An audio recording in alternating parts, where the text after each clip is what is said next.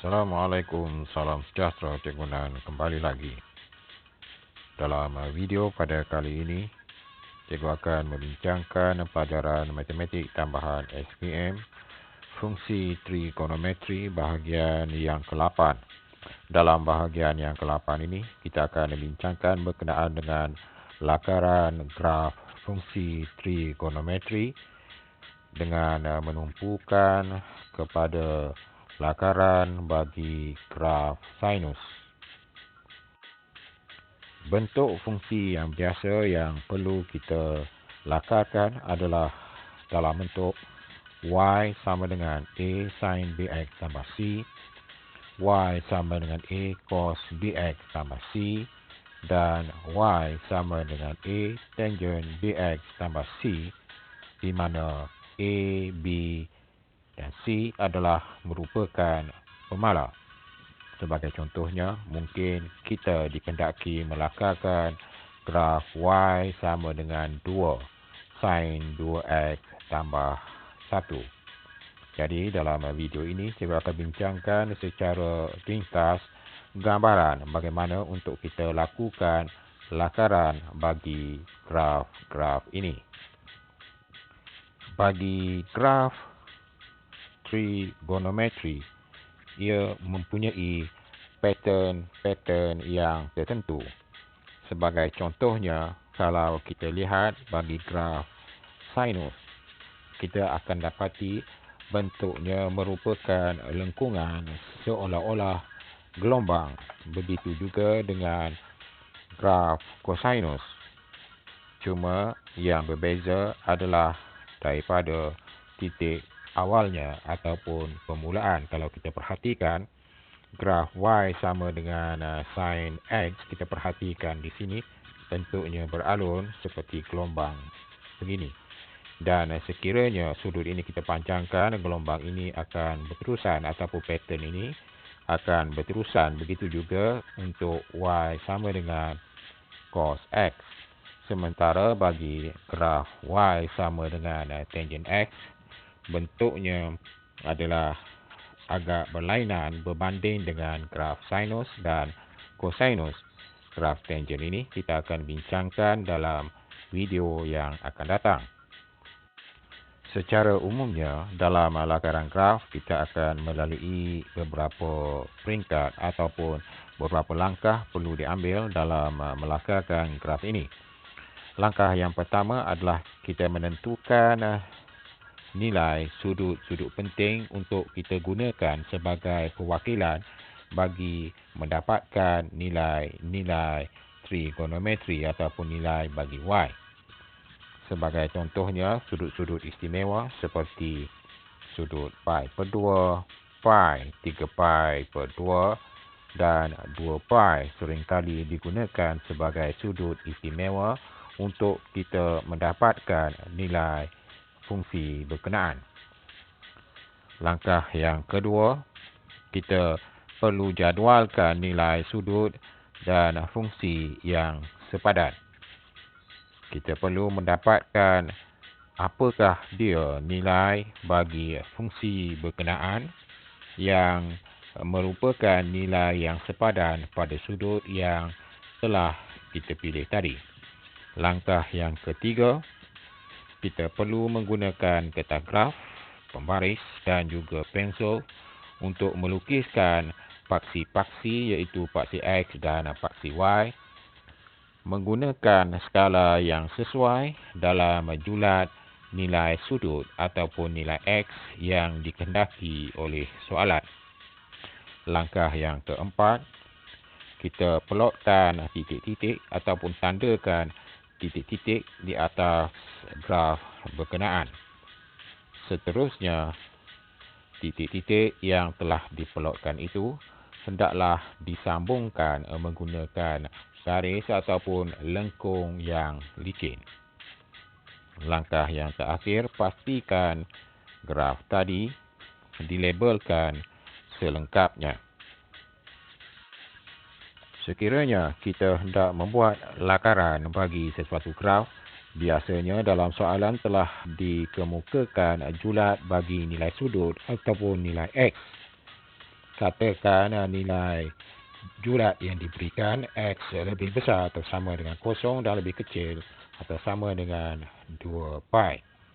Jadi kita perlu memilih sudut-sudut istimewa untuk kita wakilkan bagi mendapatkan nilai-nilainya untuk kita pelotkan pada kertas graf. Di sini cikgu tunjukkan beberapa contoh asas. Perhatikan lakaran untuk graf asas Y sama dengan sin X. Perhatikan apabila nilai X ataupun sudut kosong, nilai bagi Y ataupun sin X-nya adalah kosong. Bagi pi per 2, nilainya adalah 1. Ini merupakan nilai maksimum. Bila sudutnya adalah pi, nilai sin-nya adalah kosong. Bila nilai sudutnya 2 pi, nilai sin 2 pi adalah kosong. Ini adalah bentuk lakaran bagi graf Y sama dengan sin 2X. Perhatikan apa yang berlaku sekiranya kita hendak melakarkan graf Y sama dengan 2 sin X. Perhatikan kedudukan perkali. 2 berada di hadapan sin X. Ini akan menyebabkan nilai bagi Y akan digandakan sebanyak 2 kali berbanding dengan yang pertama ini. Ini akan menyebabkan nilai bagi Y adalah lebih besar. Sebagai contohnya, perhatikan di sini bagi sudut pi per 2. Nilai bagi sin pi per 2 adalah 1.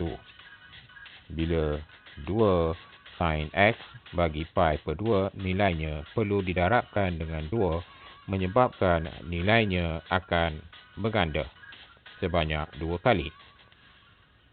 Jadi dengan itu, kita akan melihat nilai maksimumnya akan berganda mengikut perkali yang berada di hadapan ini.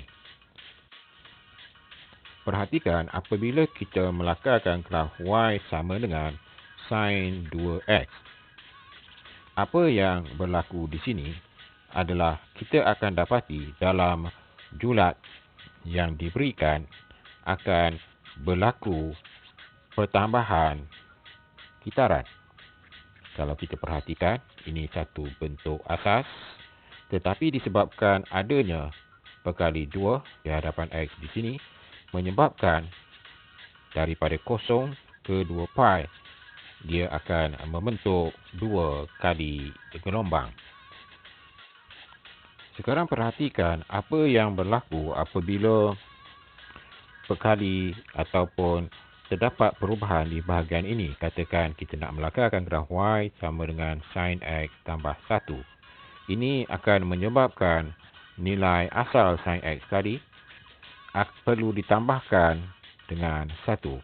Jadi dengan sebab itu, kalau kita perhatikan apabila sin kosong, nilai bagi sin kosong adalah kosong, tetapi disebabkan oleh adanya tambah 1 di sini, nilai bagi Y adalah 1, bukannya kosong. Jadi bagi kesemua nilai, perlu ditambahkan sebanyak 1. Dalam lakaran, kita melihat seolah-olah graf tadi diangkat sebanyak 1 unit.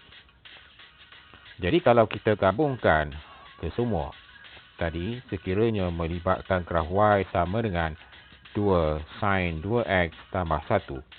Ini akan menyebabkan kita dapat melihat nilai maksimum ataupun amplitudenya, ketinggiannya akan berganda sebanyak 2.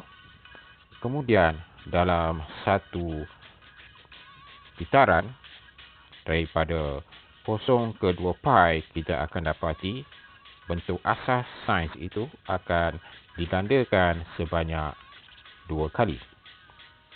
Apabila di sini terdapat tambah 1, menyebabkan graf itu terangkat sebanyak 1 unit. Jadi 1 di sini akan menjadi seolah-olah paksi simetri bagi graf ini. Secara umumnya, sekiranya kita mempunyai suatu fungsi y sama dengan a sin bx tambah c, kita katakan perkali a ini akan menyebabkan perubahan kepada amplitude ataupun ketinggian sesuatu graf fungsi trigonometri itu, sementara b pula perkali bagi x ini akan memberikan kita bilangan kitaran dalam satu kitaran ataupun satu julat 2 pi, sementara nilai c di sini akan memberikan kita maklumat berkenaan dengan paksi simetri.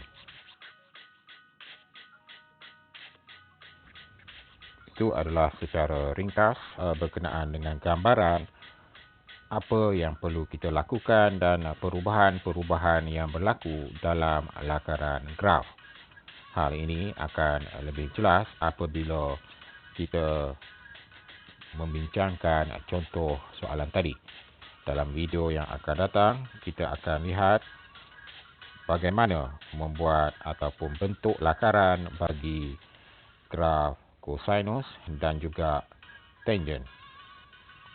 Hingga berjumpa lagi dalam video yang akan datang. Jangan lupa like dan subscribe channel ini untuk mendapatkan notifikasi bagi video-video yang baru cikgu uploadkan. Setakat itu saja. Jangan takut. Jalan terus. Wassalamualaikum. Salam sejahtera.